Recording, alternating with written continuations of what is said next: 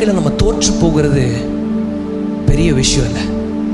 ஆனால் தோல்வி நிமித்தம் வாழ்க்கையை விடுவது தான் பிசாசுக்கு ஜெயத்தை கொடுக்கும். அதாவது losing is not a problem, but you giving up is a big problem. ஒரு ஓட்டப்பந்தயத்தில் ஓடுற வீரன் இருக்கிறான்னு வச்சுக்கோங்க. ஒரு முறை தோத்துட்டான் ஒரு ஓட்டப்பந்தயத்தில். அதனால அவன் என்ன பண்ணலான்னா, வீட்டுக்கு போயிட்டு அடுத்த பந்தயம் வர்ற வரைக்கும் என்ன பண்ண, தன்னை ஆயத்தப்படுத்தி பயிற்சி எடுத்துக்கொண்டு அடுத்த பந்தயத்தில் என்ன பண்ணலாம், ஓடி ஜெயிக்கிறதுக்கு ஒரு வாய்ப்பு இருக்கு. ஆனா ஒரு முறை நான் தோற்ற உடனே இனிமேட்டு ஓட்டப்பந்தயத்தை ஓடுறதையே நான் விட்டுருவேன்னு சொல்வது தான் பிசாசுக்கு ஜெயம்.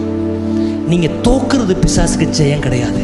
உங்களுக்கு வியாதி வந்தது பிசாசோட ஜெயம் அல்ல. வியாதி நிமித்தம் நீங்க கர்த்தரை விடுறீங்களா விடலையா, ஜெபிக்கிறீங்களா ஜெபிக்கலையா, உங்க ஆவிக்குரிய நிலைமை எப்படி இருக்குது என்பதுதான், எது குறித்து தான் பிசாசுக்கு ஜெயமா தோல்வியா. என் கடன் இருந்தாலும், எனக்கு அவமானம் இருந்தாலும், எனக்கு சுகவீனம் விளைவீனம் இருந்தாலும் நான் கர்த்தரை விட மாட்டேன்.